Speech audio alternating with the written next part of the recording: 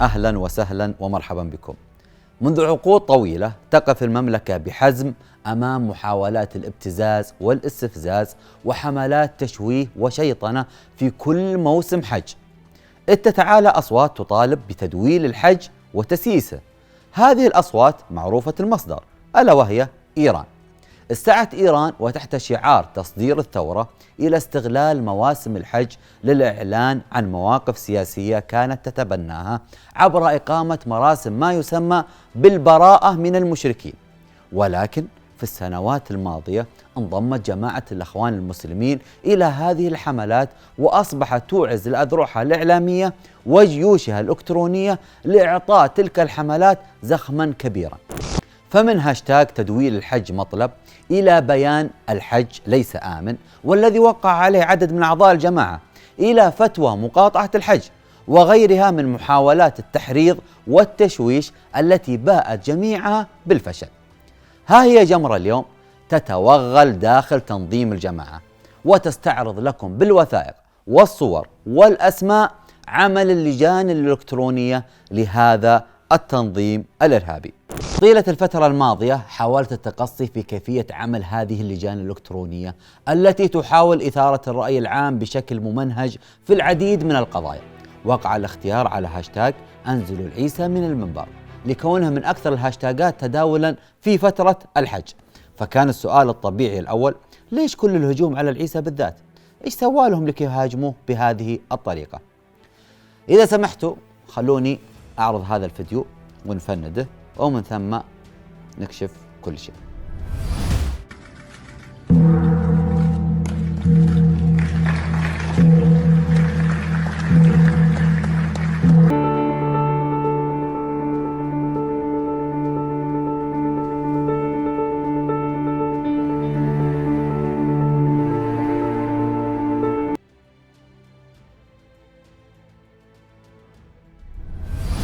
مثلا الفيديو اللي يقولون انه يطرق فيه جرس كنيسة، هو في الحقيقة يقوم بافتتاح ملتقى شباب جنوب شرق آسيا في جاكرتا، لأن في اندونيسيا عندهم تقليد وهو قرع هذا الجرس عند إطلاق المؤتمرات أو غيرها من المناسبات. أما بالنسبة للفيديو اللي قالوا انه راح يصلي على أرواح ضحايا محرقة الهولوكوست، هو في الحقيقة كان في زيارة إلى معسكر أوشفينز وحان وقت الصلاة المفروضة. بالله عمركم شفتوا ركوع وسجود في صلاة على الميت؟ ولا ذولا لهم صلاة غير؟ نجي الآن للمهم، كيف تعمل اللجان الإلكترونية لتنظيم الإخوان المسلمين؟ كانت في السابق تسمى كتائب وتغير اسمها إلى لجان قبل أحداث ما يسمى بالربيع العربي. من يدير عمل هذه اللجان هو شخص واحد، ألا وهو المهندس مدحت الحداد، متواجد في تركيا وحصل على الجنسية التركية وغير اسمه مؤخرا إلى عبد الله ترك. فريق عمل هذا اللجان مقسم بين اسطنبول ولندن، إذ يتكون مجلس إدارة يضم زوجة مدحت الحداد عزة فهمي وعزام التميمي وزوجته الثانية فايزة عبد الحليم التي غيرت اسمها إلى فيروز حليم، وأيضا سعيد بن ناصر الغامدي وأحمد بن راشد بن سعيد وسعد الفقيه كمسؤولين عن ملف الخليج. يكمن عمل هذا المجلس في الاقتراحات وإعداد الملفات والدراسات، وأيضا تدريب خلايا إخوانية على مستوى عالي تخطط للحملات الدعائية الموجهة أو التي يريدون تمريرها للمجتمع، على أن توزع هذه الملفات والحملات الإعلامية على 3 فئات. الفئة الأولى تغريدات نخبوية ترسل إلى قادة التنظيم الفاعلين على السوشيال ميديا، وأيضا بعض المذيعين التابعين للتنظيم. الفئة الثانية هي حسابات وهمية لها عدد من المتابعين، تتحدث بلغة عامية دارجة وبعضها يستخدم ألفاظ شبابية، وأحيانا تروج لشتائم أو سباب لبعض الشخصيات بهدف التشويه والشيطنة، وهي تخاطب طبقة محددة من المجتمع. هذه الحسابات عادة هي من تقوم بإنشاء الهاشتاجات المراد استخدامها، ومن ثم تدعمها الفئة الأولى وأيضا الثالثة. الفئة الثالثة ما يسمى بغرف التصدي، يشرف عليها مدير قناة مكملين أحمد عبد الشافي محمد أو ما يعرف بأحمد الشناف، واثنين من المخرجين، الأول يدعى أحمد زين والثاني ماجد عبد الله. ويدار عمل هذه الغرف من منطقة إيلينج غرب لندن التي يوجد بها 3 مباني إدارية: وستجيب هاوس، كراون هاوس، وبينيكل هاوس. وتضم المقرات الرئيسية 26 مركز ومنظمة حقوقية تنتمي إلى جماعة الإخوان، وتعتبر مركزا محوريا لكل أنشطة الجماعة. مهمة هذه الغرف تكمن في الترويج لهذه الهاشتاجات عبر حسابات وهمية ليس لها متابعين، تضع أرقام أو صور أو أدعية بهدف رفع الهاشتاج المراد استخدامه، وأيضا عبر حسابات حقيقية لأتباع النظام من صحفيين أو كتاب رأي يشاركون في الهاشتاج أولا، ثم ينشرون الموضوع عبر صحفهم ومراكزهم ومنظماتهم الحقوقية التي يعملون بها لإعطاء الموضوع زخم إعلامي كبير.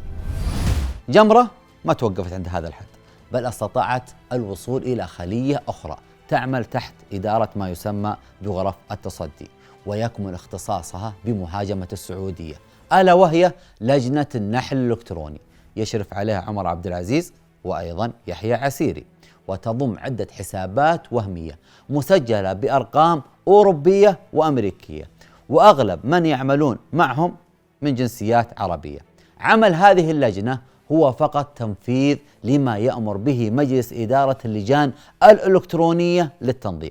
طبعا سعى البريد بين مجلس إدارة اللجان الإلكترونية وخلية النحل الإلكتروني شخص يدعى وسام العامري، يمني من مواليد السعودية، ويتلقى أيضا اللي هو وسام أوامر من حساب في تويتر يدعى دبلوماسي قديم لإعطائها لخلية النحل.